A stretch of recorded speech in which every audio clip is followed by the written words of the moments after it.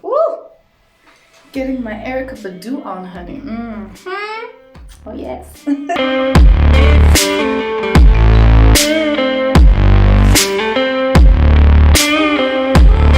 So, hi guys. I hope you guys are ready for today's video. I hope everybody's well. Welcome back. Welcome back to the channel. Do you guys remember that I said today we'd be talking about gaslighting? I've been wanting to talk about this for the longest time. Like, I've really been wanting to talk about this because it's just so fascinating to me. So finally, the day has arrived, the time is here. We're gonna talk about it. What is it? Okay, so let me ask you a question, okay? Have you ever been in a situation where somebody is recounting or telling a story of some event that happened that you were at, and yet when they're telling these people, you are like, huh? No, that's not what happened. That's not what she said. And this person is adamant that no, Lebu, that's what happened. And you are standing there like, huh? Okay, I don't remember that. And then the person actually goes as far as saying, no, but you don't remember things properly anyway. You're a person who forgets the truth, or you're just a person who forgets things generally. So I don't blame you for not remembering it exactly how it happened. Have you ever been in that situation? And then you start thinking, oh, well, I am kind of forgetful. And yeah, it probably happened when I wasn't in the room. Even though you know, like when you remember what happened, you know exactly what happened, you were there the whole time, and even though you forget, you are a forgetful person, you're not that forgetful, okay? But you start doubting your own perception of what really happened there, even though you know it to be true. Because this person has convinced you, no, but you're the faulty one anyway, you're the one who's forgetful anyway, you don't remember things properly anyway, and then you start believing that person over and above yourself and what you know to be true. Has that ever happened to you? Well, my friend, you've been gaslighted. So then what is gaslighting? Gaslighting is a form of psychological abuse where a person or group makes someone question their sanity, perception of reality, or memories. People experiencing gaslighting often feel confused, anxious, and unable to trust themselves. Gaslighting is when somebody manipulates you into questioning your reality. So the worst part of gaslighting is being denied a reality that you know to be true. Getting to a point where you're questioning your perception of life in general, because now everything that you say is, you're told isn't, and everything that you say you saw, you're told you didn't really see right. And it can get so severe that a gaslighter could get you to start questioning something that, they weren't even there probably, but they can make you question yourself and second guess yourself on something that you went through, an experience that you had, feelings that you are feeling. I'm talking about gaslighting they'll even make you doubt your own feelings. It's that deep, it's that scary. Okay, so how can you tell an actual gaslighter? A gaslighter will always be somebody who is a compulsive liar. And I'm not talking about somebody who tells a lie here and there, or tells a fib here and there, or a white lie here and there. I'm talking about somebody who all they ever say, whenever they open their mouths, is a lie. That's it. This is somebody who actually really hasn't got a grasp themselves on what reality is, because reality to them is what is true in their heads. What they've told themselves is true in their heads, and that's it. So when you come with an opposing reality, the truth, they won't believe you because they've convinced themselves that no, this is actually what happened. And then a second way to see or to spot a gaslighter is it is usually somebody who is opposed to opposition. They don't want to be challenged. So to them, for you to be opposing them is actually a sign that there's something wrong with you, because they'd never do the things that you say they're doing. They'd never say the things that you say that they're doing. And reality is what they've made it up in their minds to be. So how dare you come and tell them something completely different? So this term of gaslighting is actually quite old. It's based on a play that later became a movie that is called Gaslight, I think it is, yeah. And in the movie, the husband like manipulates situations in the house to convince his wife that he's crazy. Like, for instance, she'll put something somewhere, he'll move it, and when she looks for it, he'll be like, you never put it there, what are you talking about, that was never there. So she starts questioning her sanity, and this is because of the husband, and that is his intention, is to make her start feeling like she's crazy.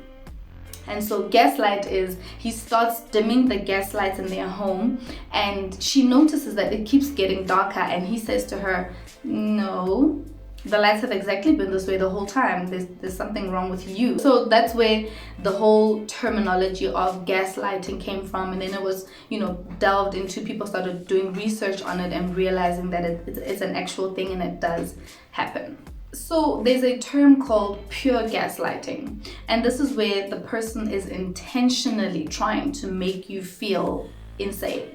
This is where the person is manipulating situations, manipulating things to make you feel like you're crazy. And it's never to get rid of you, but it's always about the control. It's always about having influence over this person's life. So it kind of gives them a sense of power and a sense of authority over you, because if I can do 1, 2, or 3 things and you end up questioning your own sanity, so then of course, like, we all want to know, okay, but wait, how can I tell that I'm being gaslighted? Some things it's just joking, it's not as deep as you are being gaslighted. We all do that. Like, you get caught doing something you shouldn't be doing, and you're like, your parents are like, what are you doing? Nothing, or I mean, who broke this plate? Not me, like, that's the light stuff. So how can you tell when you are being actually manipulated and gaslighted into feeling like you're losing your marbles? So number 1 is when someone tells you, you're so sensitive, you're too sensitive, and like, you have no right to feel that way. This is somebody who basically is telling you that your emotional world is not valid, and most of the time it is because it's opposed to what they believe, or it's opposed to what they feel. For example, if you sit a gaslighter down and you tell them, Lebu, yesterday when you said this, it really hurt me, I didn't like it. Their first response is, you're too sensitive, man, I was just playing, I was just joking. I mean, really, do you have to take everything seriously? And anyway, that's not how it happened, and that's not what I meant. This person just belittles how you feel, and it means nothing to them, because the number 1 object of their protection is themselves, and so it will always reflect back to you. There's something wrong with you, it's not me, it's you. And so it leads you to doubt your own feelings. It could be somebody who says to you, but I love you, man, I'd never do that, or you're my best friend, why would I ever do that to you? I'd never do that to you, And then you start feeling like, okay, maybe I did kind of overreact. And in a healthy relationship, it should be that even if I didn't do it to intentionally hurt you, I'm open to hearing how you felt, because it's important to me. And then I work on it and we resolve it. Not with the gaslighter, honey. They will light you up so good that you end up feeling bad for how you feel, for actually feeling what you're feeling. And then the second sure way of knowing if you're being gaslighted is deflection. Like I said, here you are, you sit this person down and you want to tell them, what they did that hurt you, because in your mind, you're trying to work toward a reconciliation. You're trying to make it so that you guys are okay, like you're on good terms again. This person, no, honey, this person deflects. You sit them down and you talk to them about something that they said or they did just yesterday that, you're feeling a bit uncomfortable about. They will be like, oh yeah, well, 2 years ago when you said this and this and this, I didn't like that either. So instead of sitting down and listening to you to the issue at hand right now, oh no, they need to remind you of something that you did that obviously puts you in a bad light. So in other words, how dare you sit me down and tell me that I did something wrong when you 2 years ago did 1, 2, and 3 and you hurt me too, so you're wrong too. That's how these people are. It's never about resolving the situation. It's always about, I can't be a bad person. And so if you're gonna sit me down and tell me that I did something wrong, I'm gonna remind you of something that you did however many years ago, however irrelevant it is, so that you feel bad. So I'm just going to flip the tables and not deal with what I did wrong, but remind you how wrong you were once as well. And so instead of now you trying to come across and, reconcile with this person, you are now in the defense, but then you start feeling bad. And that was not even the intention of this whole conversation. So that's another way that gaslighters work. They deflect all the time. If you dare point out anything that they did wrong or they're doing wrong or anything that just puts them in a bad light, be ready to be put under scrutiny, because they will remember. They have a very good memory of everything that you've ever done that's wrong. And they're not afraid to pull it out and completely humiliate you, just so that they don't lose that power, they don't lose that control. And then the classic denial. I never did that.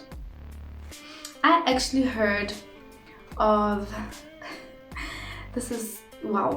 I actually heard of a story where a man was cheating on his wife and she walked in on him. Like an actual story. I'm not talking about the Shaggy song. No, guys, an actual real life story where this man was cheating on his wife. The wife walked in on them, literally walked in on them, saw everything.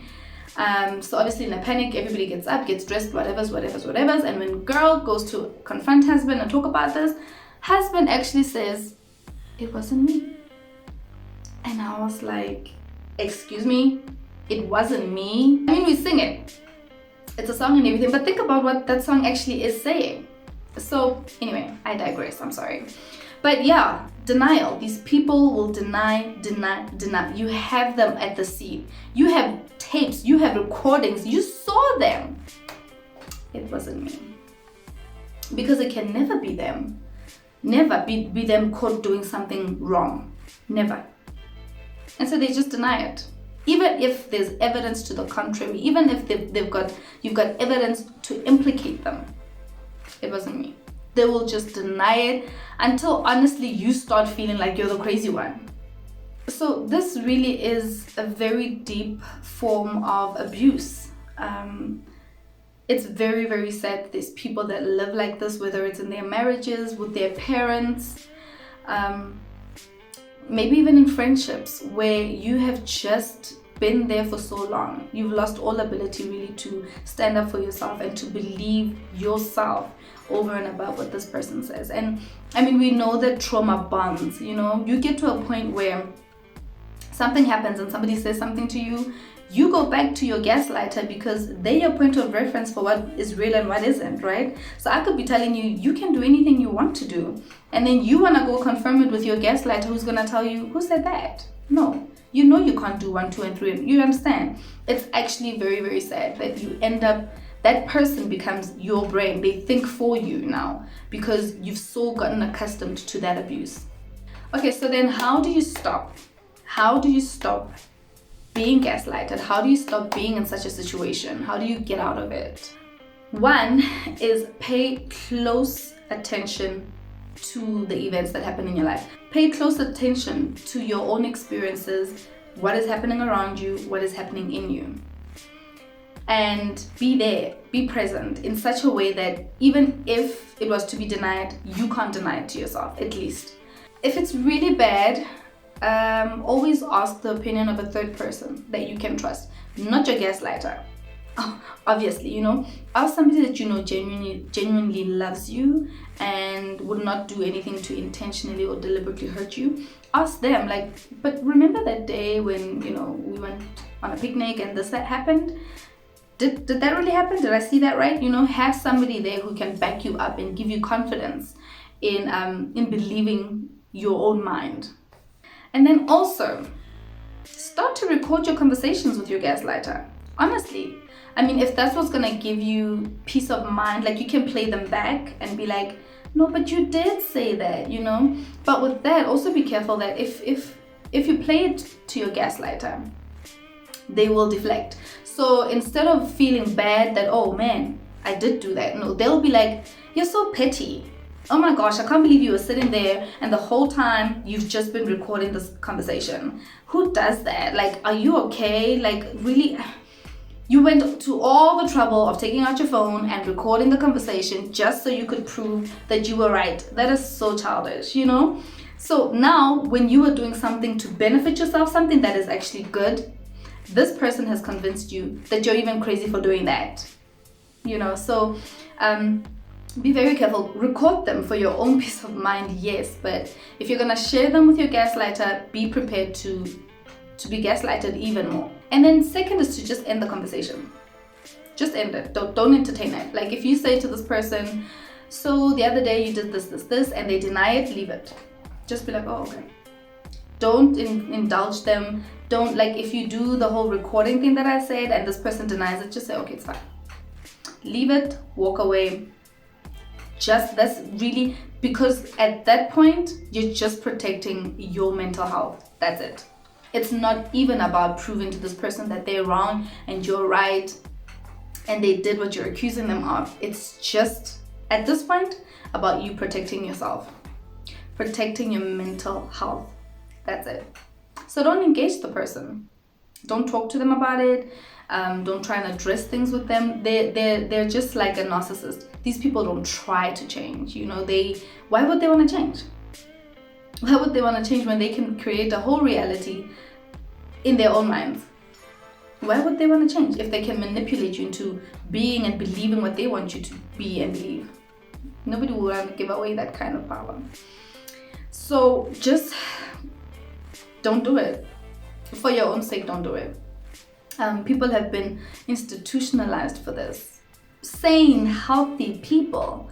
But because they start doubting their own sanity, they get institutionalized, and people are on pills and, you know, brain dead right now, and they were perfectly fine.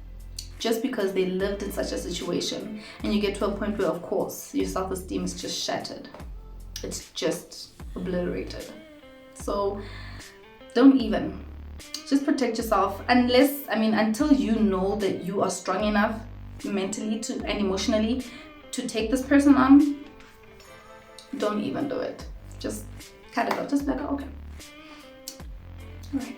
So yes, you guys, this is honestly, like, I'm buzzing. Like, I'm so excited to be sharing this kind of stuff, to have a platform where I can talk about these kind of things and learn about these kind of things, because on top of everything else that we're dealing with, I mean, we've got anxieties, we've got depressions, there's a lot.